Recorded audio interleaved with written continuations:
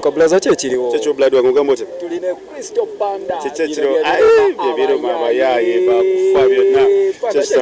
yesterday mwana ndi wano mpola mwana enkuba yabikoze era nga bw'omanyi nti enkuba bw'etonnya olunaku lamba ate nga nnyingi era bakuyita simanya jjeiza obaani kivuulu tekisobola tambulanga era bw'obadde okiplaninze so enkuba yabyonoonye buli kimu era Panda gwe tumanyi oli musajja mulwanyi ekyo tekiyinza kumalamu era oliwo abaze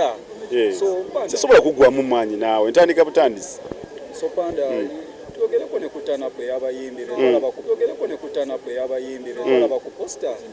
si bonga bosibe andi katumana naye tosobola kukaka muyimbi kujja muyimbi aba yagamba agenda kujja agenda kubeerawo nga blood wo nagamba teka ku posta tujja genda omusike wuwe naye abazze mbebaza n'abatazze maybe next time bajja kujja maybe batidde enkuba sisobola kunenya muntu so next time better next time atajja kuba no nakino kibadde kigenda kuba perfect naye enkuba like you can never fight nature bro never bakuyitaani nzadde siri mulogo mbundeeta abagema enkuba ezewo nkuba ejje it is what it is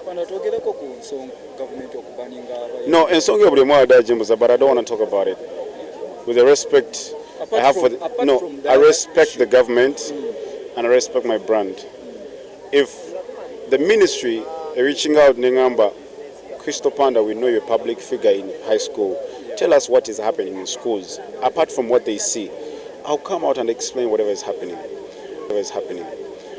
Omuntu wa bulabe ensobyemu tekitegeeza nti kibeera bwe kityo buli kaseera. Ba MP balwanira mu parliament walaba meka be bagoba mu parliament. Walaba meka. Tewali. So oli bwe bansobye yiseewo mugambe nti okay next time kolebwemu nitogoba abayimbi mu ssomero so ate n'ekivuulu kyange nze nali fighting drugs. There are very many kids right now are taking drugs but people don't talk about that. There's a video of Shiba talking about drugs lwaki tebagyogerako so bwengate ebyo byonna kyolaga misagala kubyogera ku nabyogera kunyinza okwogera ebintu ebiyinza okundabisa obubi naye eri abazadde bonna abalaba video ez'abayimbi obaki ngambi batusonyiwe because I'm one of those guys ababera masomero never going in depth I don't want to talk about it no bro mbuza ku kirala ekyo kyegambe kimala nyimba nyingi nyina naye nze man mbadde nfocusinze nnyo ku investments at the same time n'emirimu gyange nkola ebintu bingi so music si kintu kyange kyenkola nga abayimbi abalala nti kyafiirako nze sirya nnyo okulya ku music lubeerera bwe zenfunyemu nzirya ate nazo sizibalirako ekitegeera so nze mbalira ku bintu birala but something nga kino kikola nga kunyumirwa so music yafulumya wenjagalira sirina ngoba kakali yayitawokko tulaba buli bukumpu obukoti obw'omukazi no yali music video kitegeera Panda naye tusubireyo ngeri ye mu bufumbo tebagabayo ssente gendayo ng'oli ready I don't want to marry someone's daughter nga siri ready I'm not ready teryangoba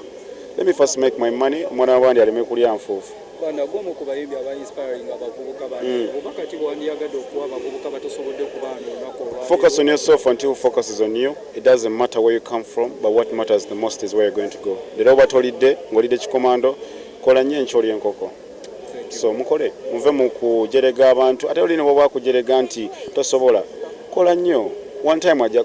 kugamba gayi nali muzalawa naye akoze naye bw'anaakugamba nti tosobola n'osigala awo ajja kuba muwanguzi naye oli bw'agamba tosobola n'omulaga nti ogenda mu maaso gwe muwanguzi so believe in yourself. Everyone can be a star osobola okubeera kyeyagala osobola okufuna ssente if you believe in yourself so gende mu maaso mwana mukole muve mu kuwuliriza ababagamba tosobola gwe ngamba tosobola gwanya you God if katonda waba antadde ku nsi eno nga nkyankomye nga ndimo kitegeeza waliwo kyankuumidde gwe lwaki ngamba sisobola gwe oba kale kyenkola sikisobola kwekigezeeko kola ekyo kyolaba banaakulinyirira so kyekyo kale papa kyakabi nnyo